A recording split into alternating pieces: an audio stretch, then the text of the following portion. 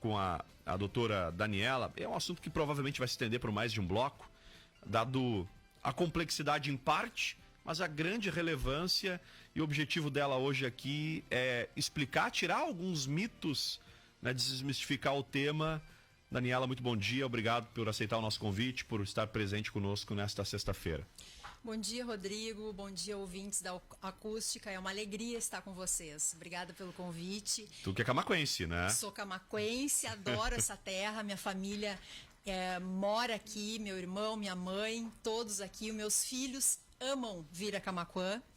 O sobrenome denunciou. Falei para aqui no intervalo aqui, né? Que Justo Neudslink, olha, perguntei, mas de Camaquã, né? Porque seria no mínimo uma grande coincidência. Mas é de Camaquã, sim. Sem dúvidas. É irmã também do também advogado Guilherme que tá sempre, é nosso ouvinte, tá sempre acompanhando aqui a nossa programação. Já deixa um abraço a ele também. A família toda sempre te escutando. Que bacana. Ontem à noite ainda um filho meu, Leonardo, disse, falei quando nós iríamos embora, ele disse, eu não quero ir embora nunca. Eu disse, não tem problema, estuda, vem trabalhar aqui, né, nossa terra. É isso aí. Mas hoje o escritório não é em Camaquã, né? Não, meu escritório é em Gravataí, na cidade de Gravataí, onde eu resido. Sim. Onde eu resido. É lá que mais já trabalhei aqui, já eu e meu irmão, o Dr. Guilherme, já atuamos juntos aqui na cidade. O tema de hoje, ele é um tema muito importante, porque acho que nunca se pensou tanto, né, doutora Daniela, na sucessão, na falta, né? Acho que a gente sempre se achou, a gente sempre, enquanto ser humano, enquanto família, a gente sempre pensou que todos nós éramos imortais e, enfim, ou até mesmo organizava o negócio, organizava a empresa, mas não pensava no macro, no todo, apenas na atividade fim. Eu vendo carro, eu tenho que preocupar com vender carro, eu não tenho que preocupar com a questão estrutural, administrativa ou até mesmo jurídica da empresa como um todo, porque o meu negócio está construído em eu vendo, eu gero lucro, eu administro, eu pago tudo direitinho, enfim, né? Mas não é bem assim, né? Exatamente. Até eu parabenizo a pauta, porque é um assunto extremamente pertinente, né, Rodrigo? E ele veio, mais do que nunca, à tona, e as famílias começaram a conversar muito em relação a isso, em função da pandemia, assunto que a gente estava se falando há pouco agora aqui na rádio. A gente percebeu que de uma hora para outra a gente teve a certeza, né, que de uma hora para outra não podemos mais sair de casa, começamos a perder nossas famílias, nossos amigos. E isso nos deu a sensação que a gente é finito. Exatamente. Nós somos finitos e o patrimônio permanece aqui, né? O patrimônio está aqui. Então as pessoas começaram agora a sentir a necessidade de ajustar e de arrumar toda essa estrutura. E esse conhecimento, e por isso que eu parabenizo vocês, ele era tido só por grandes famílias, Sim, por grandes incorporações, por famílias que podiam bancar estruturas de advogados muito caras, mas a informação é poder, né, Rodrigo? Exatamente. Aqui, por exemplo, é um meio que traz a possibilidade das famílias, das pessoas, e eu não te digo que precisa ser mãe, pai, filho. Tem jovens aí já construindo o seu planejamento sucessório. Então, mais do que nunca, esse assunto do planejamento e da sucessão do patrimônio é extremamente importante e pertinente no momento atual, né? Vamos dar um exemplo prático. Vamos lá, uma empresa... Eu vou falar empresa sempre usando o exemplo da empresa. Não necessariamente precisa ser uma empresa, né? Sim. Mas vamos lá, uma empresa tem a sua atividade toda construída sobre... Eu tenho uma empresa de turismo. Vou pegar o exemplo de um segmento que foi mais afetado, talvez, ou um dos mais afetados na pandemia. Eu tenho uma empresa lá muito consolidada, trabalho na área de turismo, tenho um número grande de funcionários e tudo prospera. Vem uma pandemia e traz sérios danos à minha atividade fim principal e eu não tenho como reverter isso a curto prazo. Mas para piorar a situação, a pessoa que tocava a empresa, junto com os filhos, enfim, o pai ou a mãe que tocava o negócio, morre em função desta pandemia que aconteceu. E não houve nenhum um preparo. Bom, trabalhávamos na empresa, todo mundo já estava na atividade, mas não houve um preparo jurídico, administrativo, enfim, para que num cenário como esse não fosse drasticamente afetado ainda mais negativamente o negócio, a empresa, a família. quais seriam os passos mais adequados numa situação hipotética como essa? Rodrigo, eu vou um pouquinho à frente para responder a tua pergunta.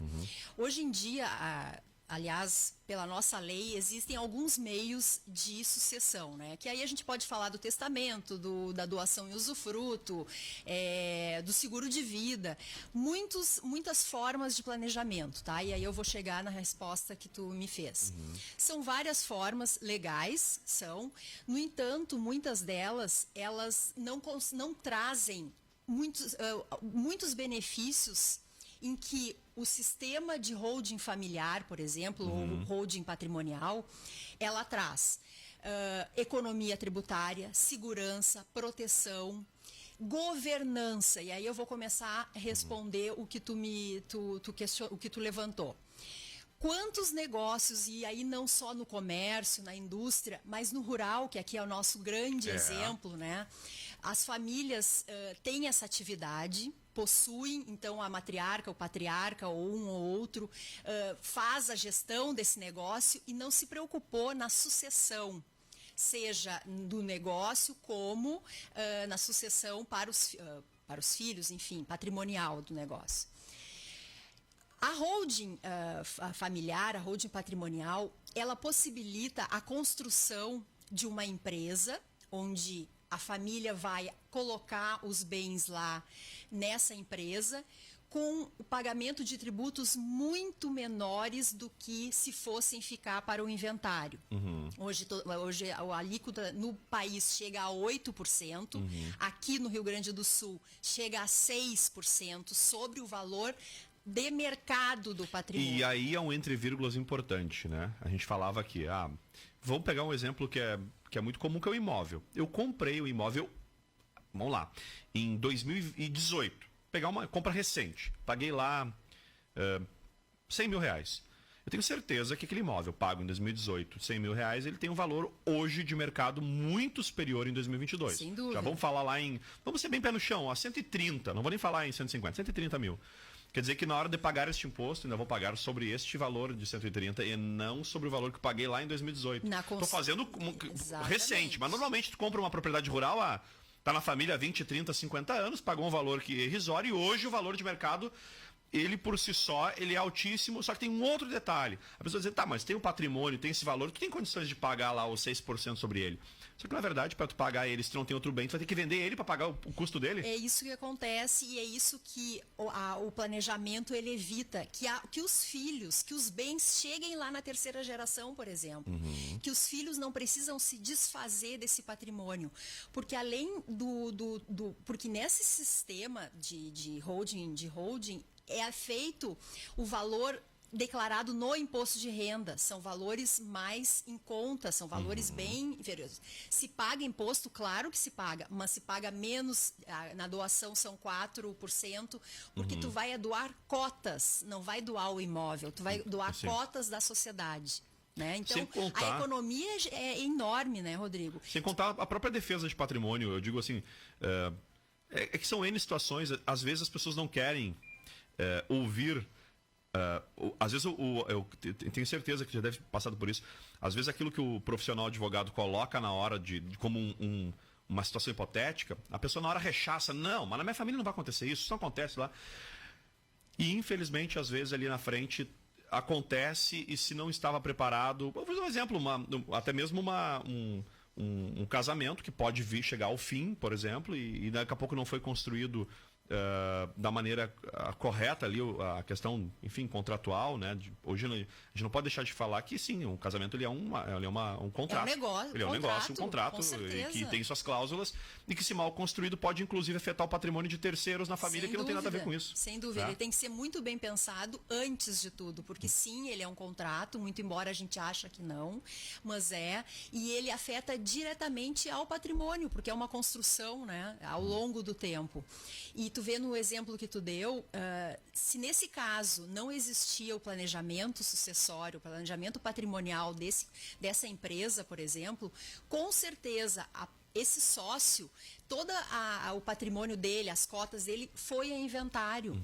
E isso significa uma perda patrimonial enorme, porque além não só do imposto do TCMD, existem as custas do judiciário, existem os cartórios, os advogados, né? Eu não posso deixar de dizer. Claro, claro. Mas são valores muito altos, que se leva uma vida trabalhando para construir. Vamos tentar, só para exemplificar, em torno de R$1 milhão, quanto seria um custo normal ali? Vamos fazer médio, assim, de um inventário tradicional.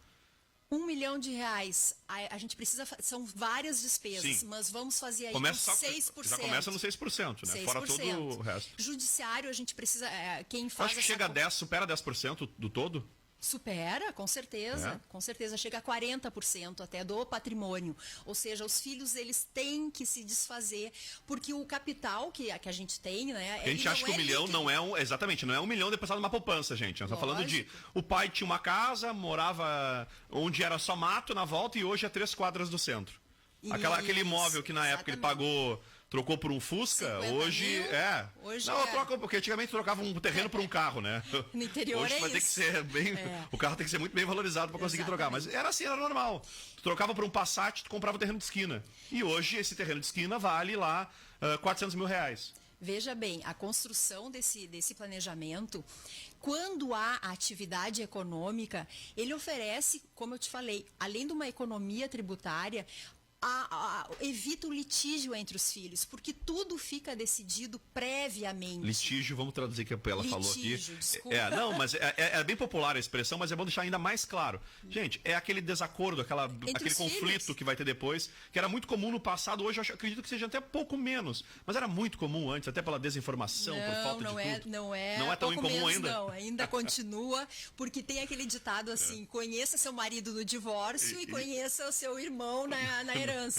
Então não passou não, tá aí, tá presente e o litígio é evitado porque os donos do patrimônio ainda em vida, Rodrigo, importante, a construção do planejamento patrimonial ele se faz em vida, com as regras que os patriarcas, os donos do patrimônio querem e que desejam. Lógico, respeitando a legítima dos filhos. Sim. Eu não posso fazer um patrimônio a mais para um filho, para outro.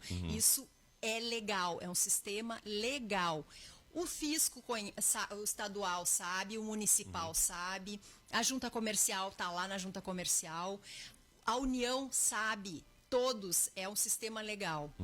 Importante. É bom dizer isso, por mais que, claro que se fosse legal, não estaríamos todos nós aqui trazendo esse assunto em pauta, debatendo com a doutora por uma questão, né, óbvia. Mas é bom deixar claro, nós não estamos ensinando nenhuma fórmula milagrosa de ganhar dinheiro aqui ou de passar a perna em alguém ou no governo.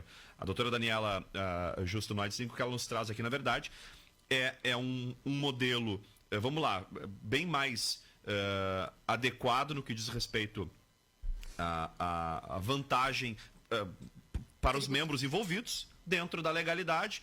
Eu vou dar um exemplo assim, às vezes a gente tem um patrimônio lá, ó, a pessoa tem um carro da empresa, mas está no nome dela. Vou dar um exemplo bem mais básico, é mais comum, né? Não precisa nem ter... o carro é aliado à empresa, mas está no meu nome. Aí eu pago mais imposto sobre ele. Eu tenho outras desvantagens pelo veículo ser meu na pessoa física e na pessoa jurídica. É como se fosse isso, né? Por óbvio, Rodrigo, não existe planejamento igual. Não existe receita de bolo. Eu aqui não vou te dizer, Rodrigo, nós vamos pagar só X de imposto, de contador, e é isso, de tributo, e é isso e aquilo, porque não existe planejamento igual. O que há a garantia é que a cada família se faz um estudo da realidade patrimonial. Eu ia perguntar como era o processo. Familiar. Então, na verdade, tem um estudo prévio. Lógico, sem dúvida. Se inicia com uma conversa prévia, onde a família, né, conversa com o profissional, expõe os seus anseios, porque muitas famílias não é assim redondinho, como a gente está falando aqui, bonitinho. Tem pai e mãe que chegam no escritório e diz, eu tenho um filho que é drogado, o meu marido possui um filho fora do casamento, a gente precisa resolver a situação dele. Isso tudo fica resolvido dentro de um sistema legal. Então não tem um Ctrl-C, Ctrl-V. Infelizmente a varinha não tem varinha mágica. É lógico, esse exemplo do carro. O carro está na pessoa jurídica, paga imposto na pessoa mais barato na pessoa física, na pessoa jurídica. Isso é preciso uma análise com a família. Depois dessa conversa inicial, aí sim, se desenha, digamos, um croquis, né? Um mapa de quais são as possibilidades e as saídas legais, sempre importante dizer isso para que os nossos ouvintes entendam, para pagamento de menos imposto, para deixar todos atendidos com o patrimônio. E na questão das famílias com negócio empresarial, como eu falei, seja no comércio, na indústria ou no rural, é possível fazer toda uma governança para que o negócio da família não se perca com a morte da matriarca do patriarca. Exatamente. Que o negócio continue, ainda que os filhos não trabalhem naquele negócio, porque isso é possível também. Sim. Olha, eu não tenho dom para... Eu, por exemplo, se amanhã tivesse que assumir uma propriedade rural, eu não ia ter... Perfeito. No máximo eu conseguiria abrir a porteira, talvez nem isso, que às vezes tem umas travas que é mais difícil de abrir. Isso. O que nós fazemos aí? Como é que eu faço? Um manual de governança, um manual onde fica determinado pelo patriarca, pela matriarca, pelo produtor, pela produtora rural, pelo comércio, estipulado exatamente o que vai acontecer quando esse gatilho disparar, quando houver a morte dos donos desse patrimônio.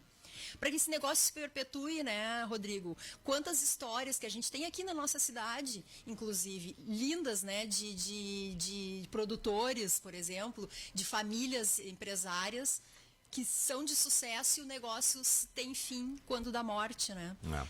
Estou conversando com a doutora Daniela Justo Neudslink, que é advogada, especialista em planejamento patrimonial e sucessório.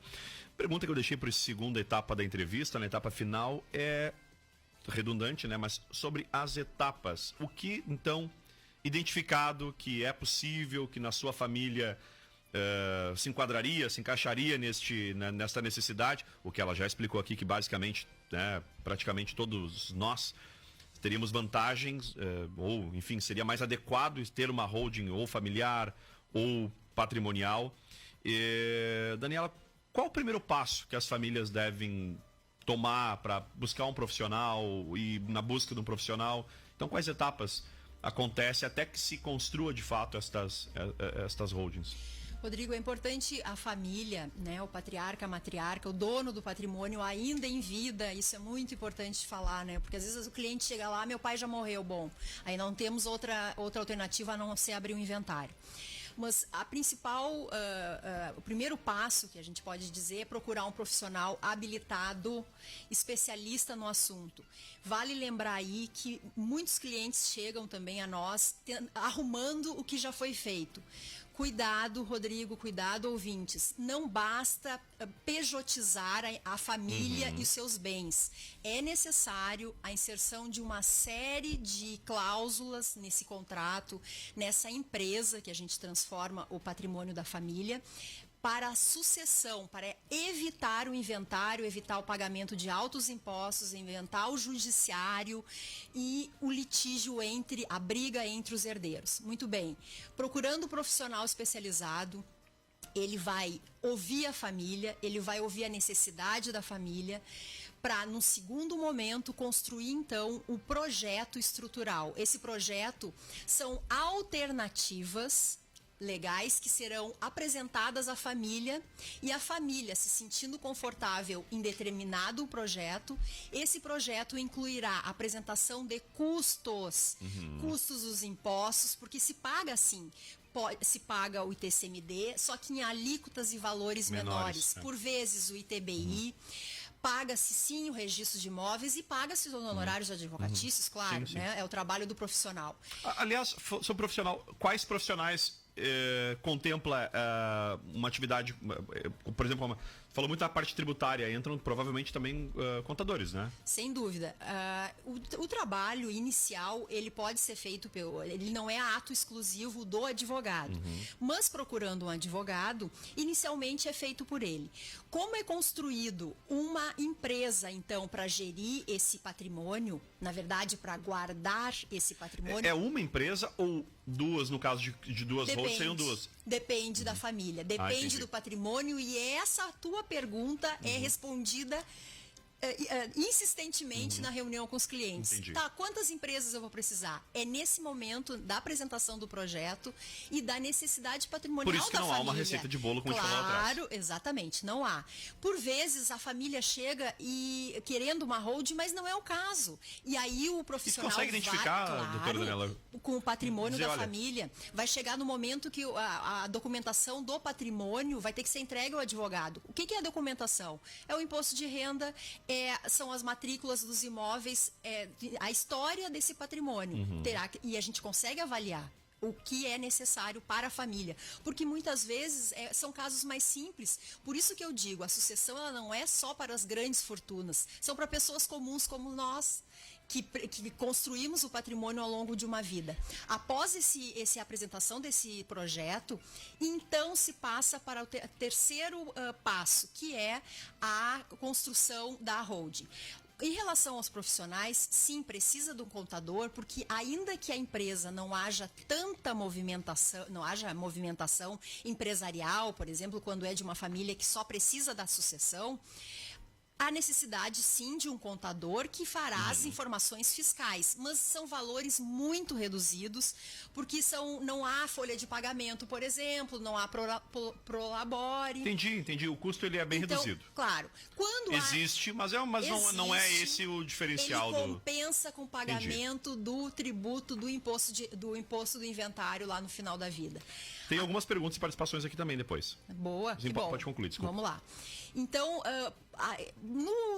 na atividade rural, por exemplo, quando a família exige que se construa o negócio, a sistemática do negócio, por vezes, o advogado sim precisa de um técnico, de um agrônomo, para opinar. Claro que então precisa. Então pode demandar outros profissionais que não esses que a gente pontuou agora. Ali sem dúvida, existe, porque o advogado ele tem um papel, né, que não é o técnico do contábil, do agrônomo, do veterinário, enfim, depende do comércio, né, do feeling do comércio, mas isso é um trabalho que pode ser feito sim a mais de duas mãos. Vamos lá, a Maria Beatriz Tavares da Silva nos diz que está nos assistindo lá na Praia do Rosa. Olha, coisa boa, hein? Meu Deus, um abraço para ti, sextou na Praia do Rosa. A Márcia e o Rogério Bartes estão em São Lourenço do Sul, assistindo, nos mandam um grande abraço aqui pelas redes sociais. Adoro.